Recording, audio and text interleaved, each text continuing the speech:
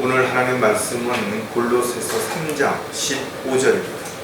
골로새서 3장 15절 말씀을 제가 받들어 읽어드리겠습니다. 하나님의 화평이 너희 마음을 다스리게 하라. 이를 위하여 너희가 한 몸으로 부르심을 받았나니 또한 너희는 감사하는 자가 되라. 잠깐 말씀을 해서 기도드리겠습니다. 사랑이 많으시고 은혜로우신 하나님 아버지, 오늘도 저희들 마음을 준비케 하시고 또 발걸음 인도하셔서 영과 진리로 아버지 앞에 찬양과 기도와 경배 드릴 수 있는 특권을 주셔서 참으로 감사를 드립니다. 세상이 변하고 사람들의 가치관이 바뀌어진다 할지라도 저희들은 늘 말씀을 붙잡고 그 말씀 안에서 주님이 원하시고 기뻐하시는 그 뜻에 따라 하나님의 원칙대로 순종하며 살아가는 주님의 종이요 일꾼이 되기를 간절히 구하고합니다. 오늘도 준비케 하신 말씀 위에 기름 부어주셔서 저희들이 이 말씀을 통해 위로받게 하시고 또 저희들이 마음에 결단할 수 있도록 주님 함께 하셔서 저희들 각자에게 주어진 삶 가운데서 매일매일 순간 승리하는 아름다운 그리스도의 향기를 나타내는 열매 맺는 삶이 지속될 수 있도록 인도해 주시옵소서. 주님 오실 때가 심히 가까이 와 있는 이 시점에서 달려갈 길을 마치는 순간까지 단 한 사람도 낙오하거나 실족하지 않도록 붙잡아 주시고 오직 주님만을 바라보며 다시 힘을 낼 수 있도록 주님이 역사해 주시옵소서. 다시 오실 우리 주 예수 그리스도의 이름으로 기도드렸습니다. 눈에 보이는 상처는 쉽게 낫는 모습들을 이렇게 관찰할 수 있죠. 또 그 고통에서 벗어날 때 감사할 수도 있을 겁니다. 근데 마음의 상처들은 잘 낫지도 않을 뿐만 아니라 마음의 상처가 난다 하더라도 이 흔적들을 육안으로 잘 발견할 수 없기 때문에 그 감사함이 지속되지 못하는 경우가 너무나 많은 것입니다. 사람이 살면서 마음 먹기에 따라서 그 결과가 너무나 많은 차이가 나기 때문에 어떤 마음을 가지고 어떤 마음 자세로 또 그 마음을 어떻게 쓰면서 사느냐는 참으로 중요한 것입니다. 동일한 상황인데도 불구하고 긍정적인 마음을 가지고 시작하는 사람과 부정적인 마음을 가지고 시작하는 사람의 결과는 전혀 다르게 나타날 수도 있다는 거죠.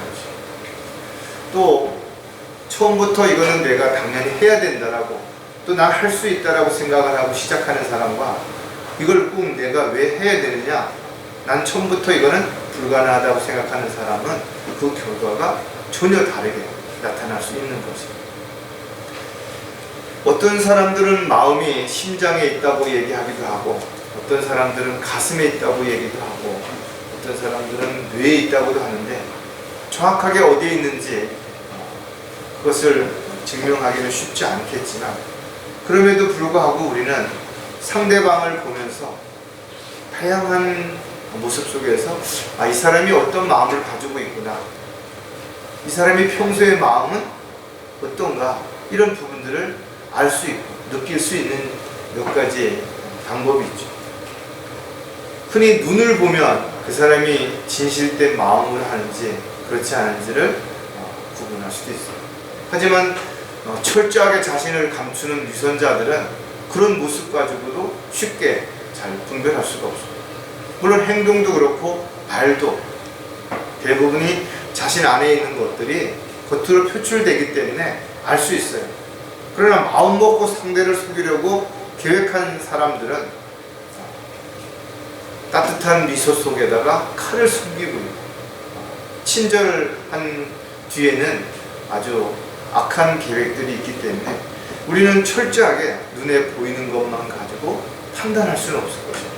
그래서 그리스도인들은 분별력을 가지고 정확하게 그 사람이 어떤 생각을 갖고 있는지 또 어떤 행동을 하는지에 대한 부분들을 잘 분별해서 속지 않는 또 우롱당하지 않는 그런 삶이 반드시 이루어져야 될 것입니다. 살다 보면 여러분들이 마음이 불편할 때가 있죠. 또 혼란스러울 때가 있을 것이고 갈등이 올 때도 있을 것이고 그럴 때 여러분들은 그 마음을 어떻게 진정시키는 것인가.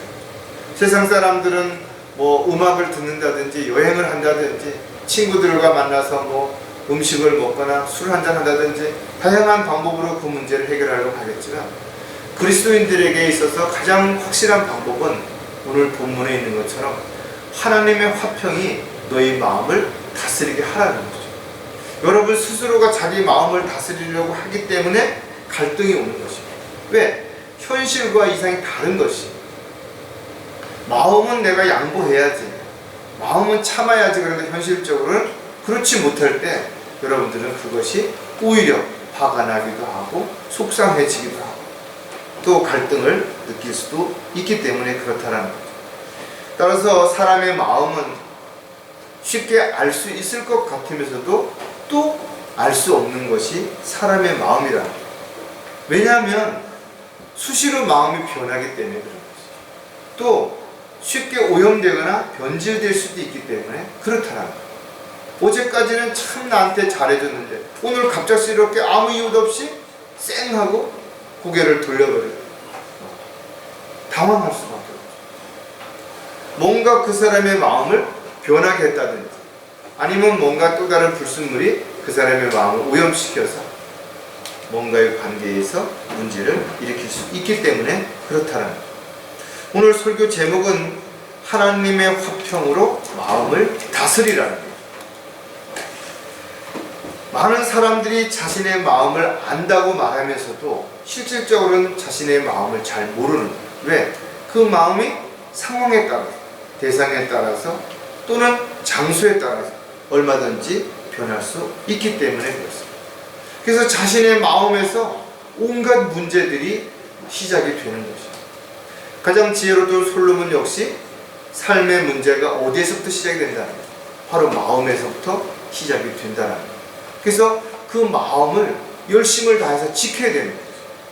또 잘 다스려야 되는 거죠. 그리고 말씀에 따라서 우리가 그 마음을 잘 효과적으로 사용할 수 있어야 되는 거죠. 어떻게 보면 육신의 몸을 입고 있는 사람들은 끊임없는 문제에 부딪힐 수밖에 없을 것입니다. 어떻게 보면 육체야말로 우리가 모든 것을 담고 있는 그릇이라고 할 수 있습니다. 그 안에 혼도 있고 영도 있기 때문에 그런 것입니다. 따라서 그리스도인들은 영적인 문제들, 또 영적인 어려움, 영적인 어떤 상황들이 끊임없이 일어나기 때문에 어떻게 보면 세상 사람들보다 더 많이 힘들고 어려울 수도 있을 것입니다. 따라서 그리스도인들은 사도 바울의 고백처럼 육신을 날마다 죽은 것으로 여겨야 되는 거죠. 육신을 죽이는 것이 아니라 죽은 것으로 여기고 육신이 살아서 죄를 짓지 못하도록, 그러나 육신이 살아있기 때문에 또 육신으로 할 수 있는 일들을 주님의 종으로서 열심히 할 수 있는 헌신된 삶이 반드시 필요하다. 그러기 위해서 우리에게 주어진 것이 바로 하나님의 화평이 우리의 마음을 다스리게 하라는 거죠. 여러분들이 화가 날 때도, 속상할 때도, 슬플 때도, 또 문제가 있을 때, 또 갈등이 올 때 하나님의 화평이 여러분 안에서 위로와 힘을 준다면 반드시 여러분들은 오히려 마음이 편안해지고 또 마음의 여유가 생겨서 모든 것들을 잘 분별할 뿐만 아니라 또 그 일들을 이루어가는 데 있어서도 차분하게 지혜롭게 잘 할 수 있을 것입니다. 따라서 삶의 어려움으로부터 자신이 벗어나도록 하되 먹고 마시고 생활하는 데 있어서 육신의 노예가 되어서는 안 된다는 거죠.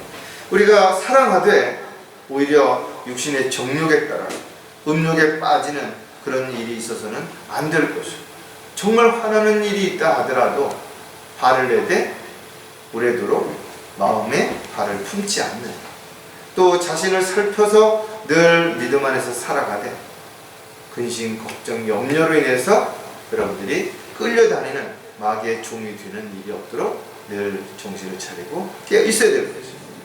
이처럼 자신의 마음을 잘 다스려서 또 마음을 잘 지켜서 또 마음을 올바르게 잘 사용함으로 인해서 언제든지 주님 보시기에 부끄럽지 않은 그런 삶을 살아야 되는 것입니다. 이렇게 살고자 할 때 우리는 누구 앞에서든지 어떤 일 앞에서든지 당당하고 의연한 자세로 얼마든지 살아갈 수 있을 것입니다. 우리가 비록 세상에서 성공하지 못했다 하더라도, 많은 것을 가졌지 못했다 하더라도 절대로 여러분들이 기죽을 필요도 없고 부끄러워할 이유도 없다라는 거죠. 자신이 있어야 할 자리에서 해야 할 일들을 잘 감당하는 주님의 도구로 일꾼으로 살아간다면 그것이야말로 가장 현명한 삶을 살아가는 것이고 주님을 기쁘시게 해드리는 아름다운 생애가 될 수 있기 때문에 그렇습니다. 자, 그렇다면 하나님의 화평으로 마음을 다스리려면 우리는 또 몇 가지를 생각해 봐야 되는데, 가장 먼저 마음의 문을 먼저 열어야 한다는 거죠. 의외로 많은 사람들이 자신의 마음의 문을 아주 철저하게 빗장을 쳐놓고 살고 있는 것이죠. 여러 가지 일로 인해서 상처를 받기도 하고 손해를 보기도 하고 어려움을 겪었던 사람들은 물론 그런 것들이 하나의 트라우마가 되어서 점점 더 자신의 마음을 닫았는지는 우리가 잘 모르겠지만, 중요한 것은 한 번 닫혀진 마음이 쉽게 열리지 않는다는 것. 오히려 닫혀질 때보다 훨씬 더 많은 시간들이 필요하고 또 많은 노력이 반드시 필요한 거죠. 따라서 어떤 사람의 마음을 억지로 열려고 한다든지 옥박지른다든지 아니면 회유한다든지 이런 것들은 오히려 역효과가 올 수 있는 거예요. 왜? 상대방은 점점 더 상대의 어떤 그런 것으로 인해서 불안해지고 두려워지면 마음의 문을 더 하나씩 더 걸어 잠그기 때문에 그렇다는 거죠. 따라서 마음의 문을 바깥에서 열 수 있는 방법은 오직 한 가지밖에 없는 거죠. 사랑하는 마음으로 기다려주는 것 외에는 다른 방법이 없다라는 거죠. 따라서 그 열쇠는 안에서 빗장을 스스로 풀 수 있도록 마음의 평안함을 주고 또 스스로가 한 발씩 다가올 수 있는 여유를 가지고 기다릴 수 있는 것들이 반드시 필요한 거죠. 물론 사람들이 마음의 문을 잠그는 여러 가지 이유가 있지만 다른 사람에 의한 외적인 영향보다도 내적인 영향도 얼마든지 있을 수 있다는 거죠. 즉 스스로가 욕심 때문에 자신의 모든 것을 잃어버릴까 봐, 빼앗길까 봐 그래서 문을 걸어 잠그는 사람들도 있어요. 따라서 그리스도인들은 자신의 문을 활짝 열고 모든 사람들과의 대화를 통해서 하나님의 사랑을 전할 수 있는 도구요, 일꾼으로, 종으로 살아갈 때 진정한 하나님의 화평이 마음을 다스리게 되는 것이고, 그렇게 마음의 화평을 다스리는 사람들은 여유를 가질 수 있죠. 그리고 그 여유로운 삶이 다른 사람에게도 마음의 빗장을 열 수 있는 계기를 마련해 줄 수 있다는 거죠. 자, 마음의 문을 먼저 열어야 하는 여러 가지 이유들이 있지만 그 중에 한 가지씩 살펴보면 감사할 일들이 더 많아지기 때문입니다. 즉 내가 마음의 문을 열고 많은 사람들을 만나서 여유롭게 생활을 하게 되면 오히려 감사할 일들이 점점 많아지는 거죠. 어떤 사람들은 세상을 등지고 은둔 생활을 하는 사람들이 있다 이거죠. 그 사람들은 외부로부터의 어떤 영향을 받지 않을 것 같지만 이미 본인 스스로가 외부와의 담을 쌓고 고립된 생활을 자초했기 때문에 자신은 편안한 생활인 것 같고 자유로운 삶인 것 같지만 결과적으로는 스스로가 마음의 문을 더욱 단단하게 걸어 잠그는 그런 일들이 일어날 수 있기 때문에 그런 것이죠. 사람들은 입으로는 감사하다고 하면서도 때로는 전혀 표정이 감사하지 않아, 또 감사함으로써 나타나는 열매가 전혀 없는 그런 가식적인, 형식적인 사람들이 너무나 많은 것이죠. 하지만 이런 사람들의 이런 마음은 오래가지 못하는 것입니다. 절대로 다른 사람들에게 호감을 줄 수도 없고 결국은 냉랭하게 될 수밖에 없다는 것입니다. 하지만 작은 일에도 관심을 가져주고 신경을 써주고 또 먼저 다가오는 그런 사람들에게는 아무리 닫혀져 있던 사람들도 조금씩 자신의 마음을 편안하게 열게 되고 오히려 불평보다는 감사하는 마음들이 하나 둘씩 생겨남으로 인해서 그의 생각이 바뀌어지게 되는 것이죠. 데살로니가전서 5장 18절에 보면 모든 일에 감사하라. 이것은 그리스도 예수 안에서 너희에 관한 하나님의 뜻입니다. 하나님의 뜻이 뭐 거창하고 대단한 것 같을지 모르지만 아주 작은 일에도 감사하는 마음, 이것도 하나님의 뜻이라는 것이죠. 따라서 하나님의 말씀에 따라서 늘 작은 일에도 감사하는 사람들은 주님의 명령에 순종하는 사람들, 주님의 뜻에 자신의 모든 것들을 내어 드리는 사람들. 따라서 진심으로 말씀에 순종해서 감사함을 하지 않는다면 그가 무슨 일을 하든 어떤 결과가 가졌든 간에 그것은 하나님 보시기에 합당하지 않은 것입니다. 또 마지못해서 억지로 감사하려고 하는 것처럼 보여지는 것은 사람들을 기쁘게 할 수 있을지는 모르지만 하나님을 기쁘시게 해드릴 수는 결코 없다라는 것입니다. 하나님은 우리의 모든 것들을 다 알고 계시는 것입니다. 따라서 저와 여러분이 감사하는 마음을 가질 때 감사할 일들이 훨씬 더 많아지게 되고 점점 그 감사하는 마음이 더 커져서 상대의 닫힌 문을 열 수 있는 가장 큰 사랑의 열쇠가 될 수 있을 것입니다. 마음의 문을 먼저 열어야 하는 또 다른 이유가 뭔가 하면 관용을 베풀 수 있기 때문입니다. 내가 마음의 문을 닫아놓고 다른 사람에 대한 어떤 편견이나 적대적인 생각을 가지고서 상대방에게 다가간다면 그가 먼저 알아차리죠. 따라서 욕심으로 인해서 많은 사람들이 손을 움켜잡고 입으로만 사랑을 외치고 있기 때문에 그 진정한 마음이 상대방에게 문을 열 수 있는 기회를 줄 수 없게 되는 것입니다. 마음의 문이 굳게 닫힌 사람들은 이웃과 대화도 안 해요. 친구들도 없어요. 주변에 사람들이 없다라는 거죠. 또 자신이 가진 것을 늘 자신의 것이라고만 생각하는 사람들은 전혀 나누려고 하는 마음이 없어요. 아무것도 함께 공유하고자 하는 그런 마음도 없다라는 거죠. 그래서 내 것만을 주장하고 내 것만을 챙기다 보니까 점점 주변 사람들과의 관계가 멀어질 수밖에 없는 것이죠. 저와 여러분은 주님으로부터 받지 않은 것은 아무것도 없는 것이죠. 우리는 또한 주님의 종교 일꾼으로서 청지기로서 주인의 것을 관리하고 있다면 주인의 것을 낭비하지 않도록 또 그렇다고 너무 지나치게 아끼지 않도록 필요할 때 잘 사용할 줄 아는 그런 종이 되어야 될 것입니다. 빌립보서 4장 5절에도 보면 너희의 관용이 모든 사람들에게 알려지게 하라. 주께서 가까우니. 주께서 가까우시다라는 건 다른 의미로 말하면 주님 오실 때가 가까이 왔다라는 것이고 주님 오실 때가 가까이 왔다라는 것은 지금이 마지막 때라는 것입니다. 그랬을 때 나타나는 결과 중에 자기를 사랑하고 자긍하고 교만하고 보다 더 나아가서 관용이 없어진다는 거죠. 그러니까 다른 사람을 배려하는 섬기는 이런 마음들이 없어지는 것이 오직 나만 생각하는 예수님께서 분명 주는 자가 복이 있다고 말씀하셨음에도 불구하고 주기보다는 뭔가를 더 받으려고 나누기보다는 쌓아놓으려고 하는 그런 욕심 때문에 사람들은 스스로 불행한 삶을 살아가고 있는 결과를 초래하는 것입니다. 그들 모두를 둘러보시고 그 사람에게 말씀하시길 내 손을 펴라고 하시자 그가 그러하니 그 손이 다른 쪽 손과 같이 온전히 회복되었더라. 어떤 육신의 손이 오그라져 있는 것뿐만 아니라 마음의 손길이 오그라져 있으면 움켜잡기만 하지 나눠줄 수 없다라는 거죠. 내가 가난한 자에게 뭔가를 베풀었다면 주님께 구워주는 것과 같이 반드시 갚아주시는 것이. 내가 나누면 세상적인 계산법으로는 점점 줄어들지만 하나님의 계산법으로는 점점 풍성해지는 것입니다. 이것을 경험해보지 않은 사람들은 알 수가 없는 것입니다.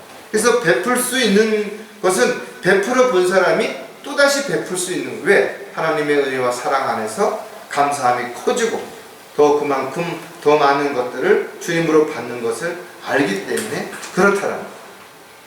따라서 저와 여러분이 관용을 베풀 수 있도록 마음의 문을 활짝 열고 마음의 손을 펴서 나누는, 배려하는, 섬기는 그런 삶을 살아갈 때 우리는 닫혀져 있는 사람들의 마음의 문을 열 수 있는 계기가 반드시 될 것입니다.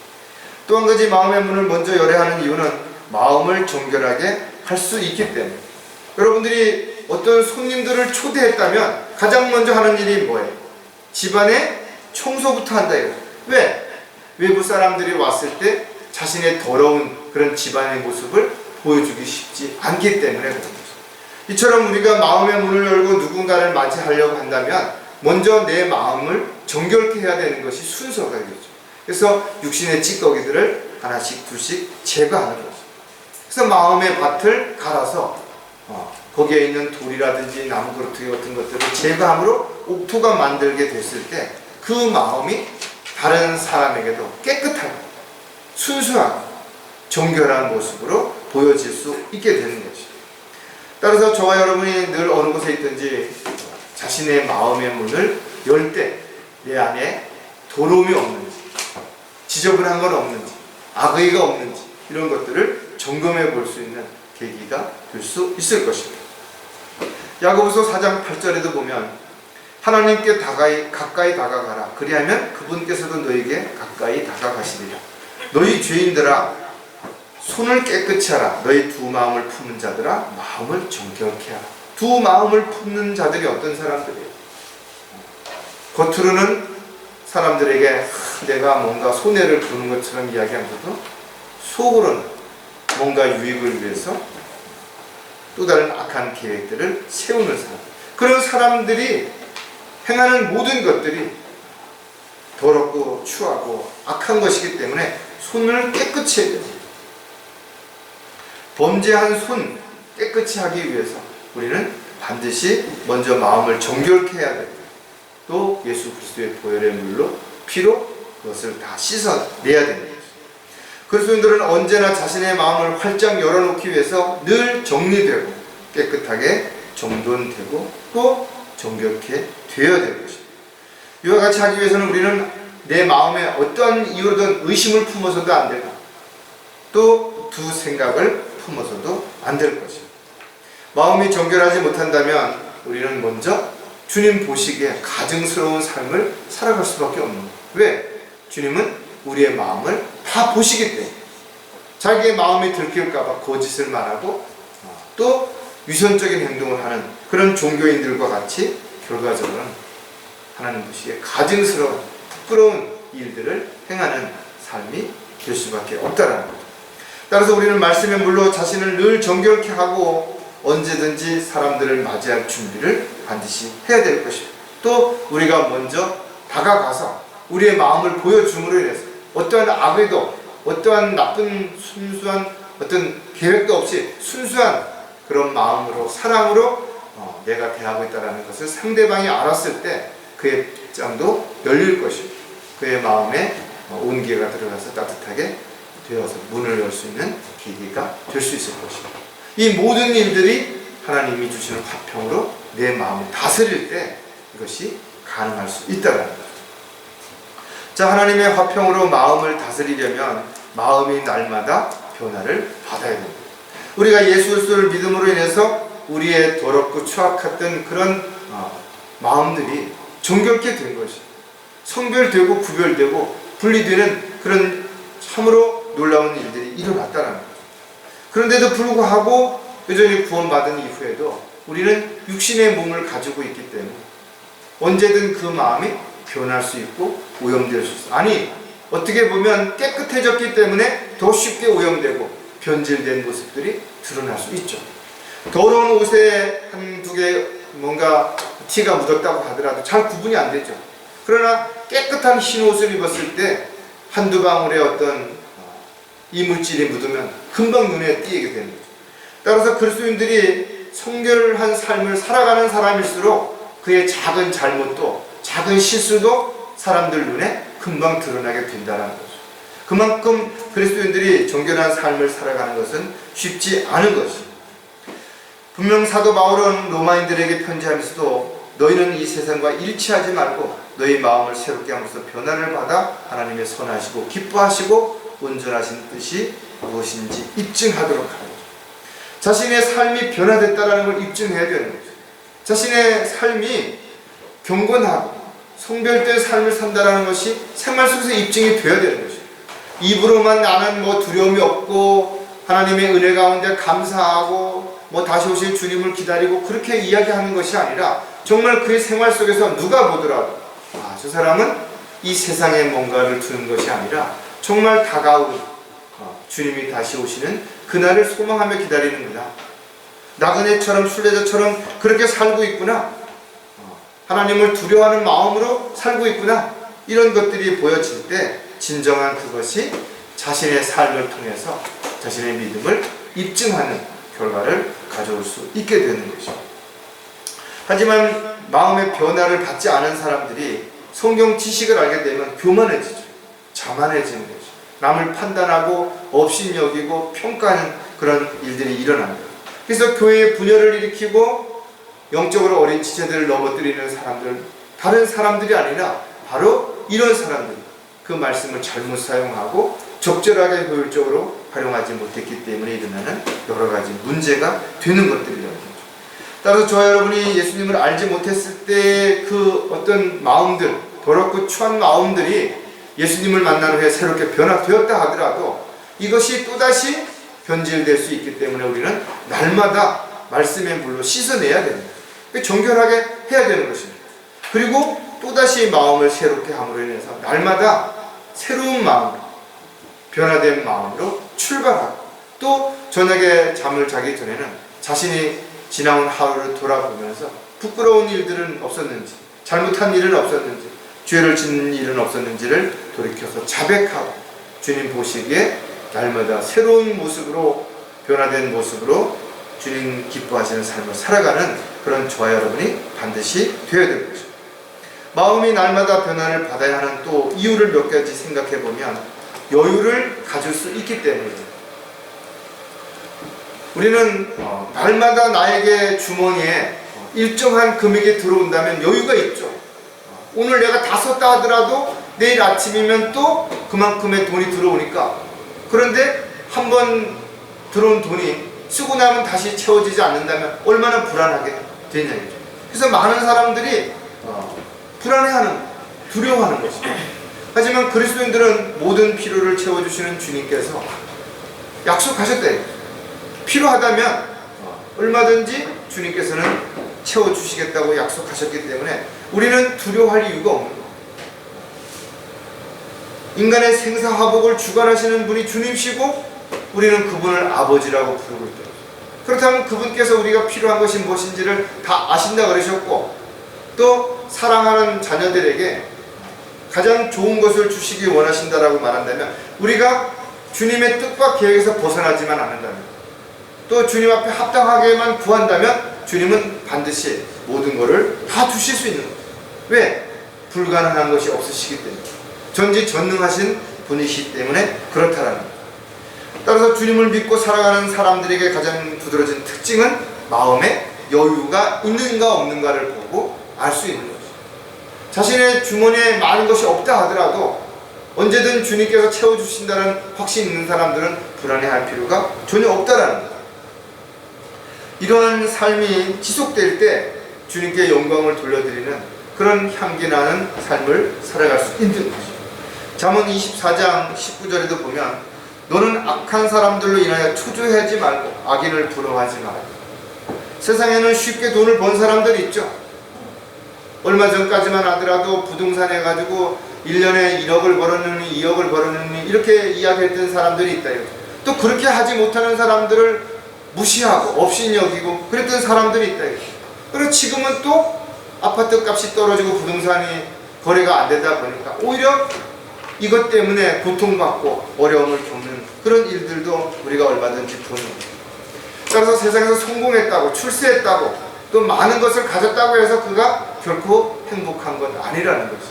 오히려 그 많은 것들이 그 사람에게 더 불편하게 만들고 힘들게 만들고 어렵게 만들고 불행하게 만드는 요소가 될 수도 있다는 거예요. 따라서 그리스도인들은 많은 것을 가지기보다는 주님이 주시는 것들을 잘 향유하고 또 주 안에서 가진 것들에 대해서 감사하는 마음으로 살아간다면 비록 좀 적은 걸 가지고 좀 불편한 삶을 살아간다 하더라도 늘 마음에 여유를 가지고 살아갈 수 있는 그런 삶이 지속될 수 있다는 것도 우리는 반드시 기억을 해야 될 것입니다. 또 마음이 날마다 변화를 받아야 하는 이유가 뭔가 하면 말과 행동이 부드러워지기 때문이라. 사랑에 빠진 사람들, 또 물질적으로 여유가 있는 사람들, 이런 사람들은 어떤 상황에 부딪혔을 때 좀 여유가 있어 보이죠. 왜? 충분히 쓸만한 물질이 있다든지 시간이 있다든지 이랬을 때는 여유로워 보이지만, 시간이 없다든지 또 경제적으로 어렵다든지 또 상황이 안 좋다든지, 그럼 사람들은 갈등하게 되고 또 두려워하게 되고 낙담하고 절망할 수밖에 없다라는 거죠. 따라서 그리스도인들이 마음의 변화를 받으면 강팍하고 괴팍하고 또 욕심으로 가득했던 그런 마음들이 서서히 녹아가는 것이죠. 자문에도 보면 마음에는 완고함이 있고 끊임없이 악을 꾀하며 불화를 일으키느니라 했죠. 이런 요소들이 끊임없이 그 사람을 자극시키는 것이죠. 그러나 반대로 그 마음에 여유가 생기고 마음이 부드러워지면 오히려 그런 결과로 인해서 자신을 통해서 나가는 모든 말들이 다른 사람을 침노하게 하고 상처를 주기보다는 위로와 격려를 줄 수 있는 그런 따뜻한 말이 얼마든지 될 수 있다는 거죠. 잠언 15장 1절에도 보면 유순한 대답은 진노를 살키나 과격한 말은 화를 일으키느니라서, 어떤 사람이 화가 나서 말을 하더라도 편안하고 또 여유롭게 그렇게 말하면 싸움이 잘 안 일어나죠. 그러나 둘 다 과격해질 때 싸움이 더 일어나는 거죠. 따라서 마음의 변화를 받으면 내가 어떤 말을 할 때 그 말이 유순해진다는 거죠. 여유가 있어진 것이, 서두르지도 않고. 저 여러분이 복음을 전할 때도 마찬가지죠. 시비 거는 사람들도 있고 괜히 와가지고 딴지를 거는 사람들이 있다 했죠. 그럴 때 정말 속상하고 화가 날 수도 있어요. 그러나 여러분들이 그럴 때도 마음의 여유를 가지고 끝까지 편안하게 대화를 나눴을 때 상대방의 그런 과격한 행동이나 말도 누그러지고 그 다음에 공손해지고 또 여유가 생겨서 하나님의 말씀을 받아들일 수 있다라는 거예요.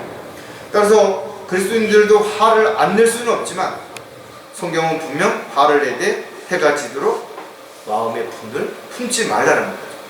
마음의 평안이 깨어지게 되면 얼굴이 그냥 우그락푸르락해져, 목이 뻣뻣해져, 식욕도 없어져, 또 모든 부분에서 경직돼 보이고. 그러나 마음에 여유가 있는 사람들은 늘 언제나 봐도 여유로워 보이고 편안해 보이고 또 행복해 보이고, 이런 모습들을 우리가 얼마든지 본다 이거죠. 마음에 평안이 있는 사람들은 가장 먼저 얼굴이 변하는 것이, 누가 보더라도 얼굴이 편안해 보이고 또 아름다운 미소가 그를 어떤 화장보다도 더 멋지게 그를 바꿔놓을 수 있다는 거죠. 따라서 그리스도인들은 온전하신 뜻을 이루기 위해서 주님으로부터 마음에 온전한 그런 마음을 가지고 살아갈 수 있도록 온전함을 반드시 배워야 돼요. 온유함을 배워야 돼요. 또 따뜻한 그런 마음을 가지고 우리가 살아갈 때 어떠한 사람을 만나서 어떠한 상황에 처한다 하더라도 그 말과 행동이 격해지고 거칠어지기보다는 오히려 차분하게 조리 있게 이야기함으로 인해서 그 어떤 문제들을 해결하고 또 진정시킬 수 있는 그런 삶이 얼마든지 될 수 있다는 거죠. 또 마음이 날마다 새롭게 변화를 받아야 하는 이유가 뭔가 하면 새로운 것들을 볼 수 있기 때문이라는 거죠. 사실 눈으로 볼 수 있는 것은 한계가 있죠. 가시거리라고 해서 너무 거리가 멀어도 안 보이는 거죠. 너무 작아도 안 보이고 너무 가까이 있어도 너무 멀리 있어도 안 보이는 것입니다. 하지만 우리가 눈으로 보지 않지만 마음으로 볼 수 있는 것들도 얼마든지 있을 수 있다는 거죠. 상대의 얼굴은 눈으로 볼 수 있지만 상대의 마음은 쉽게 잘 못 보지만 그 마음은 마음으로 볼 수 있는 것입니다. 이처럼 우리가 눈으로 보는 것보다도 보이지 않는 것, 땅에 있는 것보다도 하늘에 있는 것들의 소중함을 아는 그리스도인들이라면 세상 사람들이 보지 못하는 것들을 보는 것이, 같은 눈을 가지고 있는 것처럼 보이지만 세상 사람들은 육신적인 눈으로 더 멋있고 더 화려하고 더 크고 더 잘나고 이런 것들만 보지만 그리스도인들의 마음의 눈으로 보는 것들은 정말 더 옳고 합당한 것인지 주님 보시기에 필요한 것인지를 볼 수 있는 그런 눈들이 있기 때문에 그렇다는 거죠. 소경이 소경을 인도하면 구덩이에 빠지지만 올바른 인도자를 따라가게 된다면 편안하게 그 길을 갈 수 있다는 거예요. 따로 저와 여러분은 영적인 삶을 살아갈 때 성령의 인도하심을 받게 된다면 우리는 눈으로 볼 수 없는 영적인 것들을 볼 수 있을 뿐만 아니라 영적인 삶을 살아가는데 그 어떤 갈등도 없이 살아갈 수 있게 될 것이죠. 사도행전 26장 18절에 보면 그들의 눈을 뜨게 하여 흑암에서 광명으로 사탄의 권세에서 하나님께로 돌아서게 하며 그들로 죄사함을 받게 하고 내 안에 있는 믿음으로 거룩하게 된 사람들 가운데서 유업을 받게 하려는 것이라고 하였나이다. 우리가 영적인 눈을 뜨게 된다면 어두움에서 보지 못했던 것들을 빛이 있으니까 보게 되는 것이에요. 세상 사람들이 생각하지 못했던 것들을 생각하게 되고 또 세상 사람들이 기대하지 않았던 것들을 기대하게 되고 이래서 가치관이 달라지는 거죠. 생각 자체가 변화되고 마음이 변화되면 우리가 추구하는 것, 또 하고자 하는 것, 할 수 있는 것들도 분명 달라지기 때문에 마음의 변화를 받는 것이 그리스도인들에게서는 필요한 것이지만 그러나 오염될 수도 있고 또 변질될 수도 있기 때문에 날마다 매일 새롭게 변화를 받아서 새로운 마음으로 주님을 기쁘시게 해드리는 삶을 살아가는 그런 삶이 되려면 반드시 하나님의 화평으로 마음을 우리가 온전하게 다스려야만 그것이 가능하다는 겁니다. 자, 마지막으로 하나님의 화평으로 마음을 다스리려면 마음을 열심을 다해 지켜야 한다. 가장 중요한 것은 우리가 마음의 문을 먼저 열고 사람들을 가까이 다가가는 것 중요하죠. 또 마음의 변화를 매일매일 받는 것도 중요하다 이거죠. 그러나 더 중요한 것은 받은 것들을 잘 지키는 것입니다. 하나님으로부터 받은 것도 우리가 잘 지키고 또 그것을 효과적으로 잘 활용해야 될 뿐만 아니라 또 우리가 세상에서도 부모로부터 받은 것, 또 내가 열심히 노력해서 얻은 것들, 그것도 잘 지키는 것도 중요하다 이거죠. 왜냐하면 얻는 것보다 그것을 지키는 것이 훨씬 더 힘들고 어려울 수도 있어요. 왜? 쌓아놓은 것들은 언제든 부패할 수도 있고 또 도둑을 맞을 수도 있고 잃어버릴 수도 있기 때문에 그렇다라는 거죠. 따라서 모든 식품들은 유통기간이 있죠. 유통기간이라고 하는 것은 뭐예요? 안심하고 먹을 수 있는 기간을 정해놓은 것이에요. 근데 사람의 마음은 유통기간이 없다는 거예요. 하루아침에 변할 수도 있고 한 달이 지나도 안 변할 수도 있기 때문에 그런 거죠. 따라서 저와 여러분이 자신의 마음의 삶의 문제들이 일어나지 않도록 그 마음을 잘 지키려면 어떻게 되냐? 열심을 다하라는 거죠. 어떤 것도 열심을 다하지 않았을 때는 반드시 문제가 생길 수 있다는 거죠. 따라서 저와 여러분이 열심을 다해서 마음을 지키게 된다면 내 마음에서 온갖 세상의 문제들이 나를 힘들게 하거나 괴롭게 하거나 고통스럽게 하지는 않을 수 있기 때문에 그런 거죠.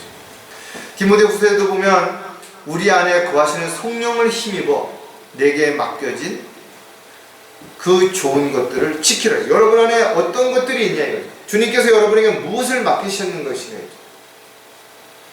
주님께서 맡겨주신 좋은 것들이 뭔지도 모르면서 살아간다면 참으로 안타깝죠. 또 뭔지는 알았다 하더라도 그것을 지키지 못한 채 엉뚱한 데 관심을 두고 살아가는 사람 역시 어리석은 사람들이 분명한 것이죠. 따라서 자신에게 맡겨주신 좋은 것들을 지키기 위해서는 자신의 마음을 먼저 잘 지켜야 돼요. 그러기 위해서는 반드시 하나님의 화평이 나의 마음을 다스릴 수 있도록 내가 내 마음을 온전히 주님께 내어드릴 수 있는 그런 삶이 되어야 될 것이죠. 마음을 열심을 다해 지켜야 하는 여러 가지 이유 중에 또 몇 가지를 생각해 보면 욕심들을 제거할 수 있기 때문에 여러분들의 마음을 지키기 위해서 가장 먼저 해야 되는 부분들은 그 마음을 부패시키고 변질시킬 수 있는 그 찌꺼기들을 제거하는 것이죠. 그것이 바로 욕심이라는 것입니다. 따라서 욕심을 제거하지 않고서 방치해 둔다면 시간이 얼마나 걸리냐에 따라서 달라질 뿐 언젠가는 반드시 부패하고 썩어 변질될 수밖에 없다라는 거죠.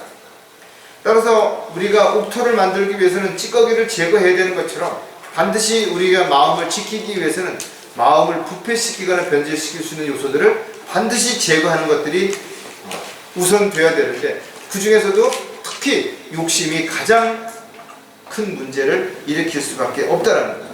따라서 그 욕심을 제거하기 위해서는 우리의 마음이 어떻게 돼요? 반드시 변화를 받아야 돼요. 그 변화받은 마음을 지키기 위해서 열심을 다해야 된다는 거예요. 히브리서 13장 5절에 보면 너희의 생활 방식에 탐욕이 없도록 하고 현재 가진 것들로 만족하라. 이는 그가 말씀하시기를 내가 너희를 떠나지 아니하고 너희를 버리지 아니하시리라. 그냥 단순하게 우리에게 탐욕이 없도록 하고 그냥 가진 것 만족하라, 이렇게 말씀하셨다면 그것이 다 가진 것들이 망가지거나 없어지거나 잃어버리거나 부패되면 어떡할 것이냐고. 근데 그 다음에 해답을 주신 것이요, 내가 너희를 떠나지 아니하라. 너희를 버리지도 아니하라. 무책임하게 우리를 버리고 떠나시지도 않을 뿐만 아니라 항상 주님이 우리와 함께 계시겠다라는 거죠. 함께 계시겠다라는 것은 우리가 하는 모든 것들을 다 관심을 가지고 보고 계시고, 또 우리에게 필요한 것이 있으시면 약속을 하셨던 것처럼 다 주시겠다라는 것이죠. 도둑질하는 자들이나 탐욕을 부리는 자들이나 주정뱅이들이나 욕설하는 자들이나 착취하는 자들은 하나님의 나라를 상속받지 못하리라. 저 여러분이 나그네처럼 살아야 하는 이유가 뭐냐면, 육신적인 만족을 위해서 이 세상에서 살게 되면 주님 앞에서 받을 게 없는 거, 뭔가 주님을 위해서 한 일이 없는데 무엇을 받을 게 있냐라는 거죠. 욕심이 많은 사람들의 특징은 자신을 드러내지 못하는 거죠. 자신의 삶을 투영시키지, 마음의 문을 열어서 자신의 안에 있는 것들을 다 보여줄 수가 없다 이거죠. 그래서 늘 뭔가를 감추고 속이고 거짓말하고 숨기려고 한다는 거죠. 음행과 온갖 더러운 것과 탐욕은 너희 가운데서 이름조차도 부르지 말라. 이것은 성도들에게 합당합니다. 성도들이 합당한 삶을 살아가려면 자신의 삶 가운데 이런 열매들이 드러나지 않아야 될 뿐만 아니라 어떤 말하는 가운데서도 이런 모습들이 보여지면 안 되는 거죠. 따라서 저와 여러분이 자신이 가진 것들이 무엇이든 간에 그것을 정말 향유한 것으로 만족해야 한다면 주님께서는 필요할 때 우리에게 더 많은 것들을 언제든 주실 수 있고 결코 우리를 버리지 아니하시기 때문에 우리가 불안해하거나 두려워할 리가 전혀 없는 것이죠. 따라서 자신에게 가장 먼저 욕심을 제거하는 일이 자신의 마음을 지키는 데 있어서 가장 우선되어야 되는 것임을 반드시 기억해야 될 것입니다. 또 마음을 열심을 다해 지켜야 하는 이유가 뭔가 하면 오염되거나 변질되지 않기 때문입니다. 사람의 마음은 언제든지 부패될 수 있고 변질될 수 있어요. 주님의 보혈을 통해서 우리가 아무리 정결케 되었고 날마다 자백을 통해서 다시 용서를 받는다 하더라도 끊임없이 우리는 이 세상에서 유혹을 받을 뿐만 아니라 죄로 인해서 다시 우리가 죄를 통해서 변질될 수 있기 때문에 그런 거죠. 따라서 아무리 작은 죄라고 하더라도 하나님은 절대로 묵과하실 수 없는 이유가 뭐냐면 그 작은 것이 우리의 마음을 부패시킬 수 있기 때문에 그런 거죠. 아직까지도 코로나로 인해서 우리가 자유하지 못한데 이 코로나의 작은 바이러스가 우리를 이렇게 두렵게 만드는 이유가 뭐냐 이거죠. 언제든지 또다시 변질되고 오염시킬 수 있기 때문에 그런 거죠. 따라서 그리스도인들은 자신의 마음을 순수하게 그리고 너무 복잡하지 않은 단순한 삶을 통해서 자신을 온전히 투영시킬 때 오염된 것들이 또 부패되는 것들이 쉽게 드러나겠죠. 그리고 그것을 즉시 제거함으로 인해서 더 이상 오염되지 않고 변질되지 않도록 사전에 얼마든지 막을 수 있다는 거죠. 악한 사귐은 좋은 행실을 부패시킨다 그랬어요. 따라서 그리스도인들은 누구를 만나느냐 중요하다 이거죠. 어디를 가느냐, 어떤 생각을 가지고 어떤 일을 하고자 하느냐가 참으로 중요하다. 왜? 그런 것들이 변질시키거나 오염시킬 수 있는 요소들이 될 수 있기 때문에 철저하게 여러분들은 말씀의 물로 씻어내고 또 말씀의 채를 통해서 걸러내서 오염되거나 변질된 삶을 통해서 여러분의 마음이 깨어지는 또 오염되어서 정말 고통스럽고 힘든 그런 삶을 살아가는 계기가 되지 않도록 그렇게 해야 될 것입니다. 마음을 열심을 다해 지켜야 하는 또 다른 이유가 뭔가 하면 쉽게 상처받지 않아야 하기 때문이라는 것입니다. 어떻게 보면 우리의 마음은 아주 질그릇보다도 더 쉽게 깨어질 수도 있고 또 아주 작은 어떤 것보다도 쉽게 오염될 수도 있는 것이. 따라서 그리스도인들은 자신이 하는 말과 행동이 다른 사람에게 어떠한 영향을 주는지에 대해서도 반드시 생각해 봐야 될 것이고 또 자신이 하는 말에 대해서는 반드시 책임을 져야 되는 그런 자세가 반드시 필요하다는 거죠. 왜냐하면 자신이 한 말로 인해서 다른 사람들이 상처를 받고 또 그것으로 인해서 고통을 받게 된다면 자신은 죄를 짓는 매개체가 될 수 있기 때문에 그런 것이죠. 또 아주 어떤 작은 오염이 생겼을 때 이 정도쯤이야 라고 방치하게 두면 순식간에 문제가 생겨버립니다. 그래서 비록 우리가 고통스럽다 하더라도 어떤 문제가 생겼을 때 병원에 가서 때로는 살점을 도려내기도 하고 이런 아픔을 겪으면서도 우리가 그 고통을 참아야 되고 이겨내야 되는 이유는 뭐냐면 또 다른 문제가 생기지 않고 온몸이 썩어 들어가는 그런 안타까운 일이 발생하지 않도록 철저하게 우리는 치료해야 된다. 눈에 보이는 외상도 치료하지 않으면 큰 문제를 가져오지만 마음은 더더욱 그런 것이 잘 보여지지 않기 때문에 그것이 상처가 드러날 정도 된다면 이미 마음의 상처는 감당할 수 없을 만큼 깊이 상처를 입게 되고 치료한다 하더라도 그 상처의 골짜기가 메워지기까지는 오랜 세월이 걸리고 또 채워졌다 하더라도 그것으로 인해서 또 다른 문제들이 얼마든지 일어날 수 있기 때문에 그런 거죠. 고린도전서 8장 12절에 보면 그러므로 너희가 형제들에게 그렇게 죄를 짓고 또 그들이 악한 양심에 상처를 주는 것이 곧 그리스도께 죄를 짓는 것이니라. 자신이 한 말이나 행동으로 인해서 지체들에게 또 가족들에게 어떤 문제가 생겼다면 그것이 죄를 짓는 일이라는 거죠. 단지 상처를 준 것으로 끝나는 것이 아닌 것이. 저와 여러분이 때로는 공격당하고 비난을 당하고 여러 가지 오해로 인해서 욕을 먹기도 하고 손해를 볼 수도 있죠. 그러나 저와 여러분에게 주어진 하나님의 말씀은 이런 것들을 견뎌내고 이겨내라는 것이 감당하라는 것입니다. 그랬을 때 우리에게 상과 이업으로 보상을 해주시겠다는 것이 분명하다. 하지만 모든 사람들이 이런 것을 견뎌내고 이겨낼 수 있는 건 아닌 것이. 왜? 우리도 쉽게 상처받을 수 있고 또 그것으로 인해서 고통을 받을 수 있기 때문에 그런 것이. 따라 저와 여러분은 끊임없이 하나님의 말씀을 통해서 더욱더 견고해지고 어떠한 현상에서도 승리할 수 있는 그런 훈련된 그리스도의 군사들이 반드시 되어야 될 것입니다. 험담하는 자의 말들은 상처와 같이 뱃속 깊은 데로 내려가느니라 했습니다. 자신들은 그냥 재미로 하는 그런 말들이 당사자에게는 뼈를 깎는 고통을 준다라는 거죠.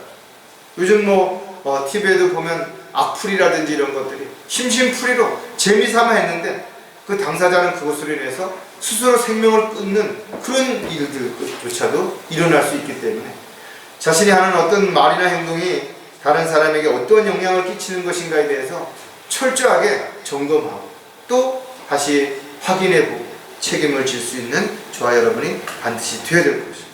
따라서 그리스도인들은 특히 지체들 간에 어떠한 경우에도 마찬가지입니다. 서로를 비교하고 함부로 평가하고 업신여기고 그러기보다는 섬기고 배려하고 사랑하는 형제 자매로서 믿음 안에서 승리하는데 함께하는 동역자요 협력자라는 것을 반드시 기억을 해야 될 것입니다. 우리의 마음은 언제든지 변화될 수 있고 변질될 수 있고 오염될 수 있다는 사실을 인정한다면 우리 마음을 잘 다스려서 우리 마음이 부패되고 오염되지 않도록 반드시 해야 될 것입니다. 그렇게 하기 위해서 우리는 우리의 인간적인 노력이나 방법도 중요하고 열심을 다해서 마음을 지키는 것도 중요하지만 하나님의 화평이 우리의 마음을 다스리도록 늘 하나님의 말씀 안에서 또 하나님과의 교제 안에서의 관계가 지속될 때 우리는 승리하는 삶을 살아가면서 아름다운 간증의 삶을 살아가는 저와 여러분이 되실 거라고 생각합니다. 기도하겠습니다. 하나님 아버지, 오늘도 말씀을 통해서 다시 한번 저희들의 마음이 조급해지지 않도록, 불안해지지 않도록, 또 그 마음이 격해지지 않도록, 또 그 마음으로 인해서 변질되거나 오염된 그런 삶이 되지 않도록 늘 하나님의 화평이 우리의 마음을 다스리게 해서 늘 주님 안에서 참된 평안과 기쁨 가운데 살아갈 수 있도록 인도해 주시고, 혹여라도 저희들 마음에 혼란스럽고 또 갈등과 여러 가지 문제로 힘들어질 때 주님의 그 크신 은혜와 사랑 가운데서 하나님의 화평으로 마음을 잘 정리하고 늘 주님만을 바라보며 승리할 수 있는 저희들의 삶이 되도록 도와주시옵소서. 다시 오실 우리 주 예수 그리스도의 이름으로 기도드렸습니다.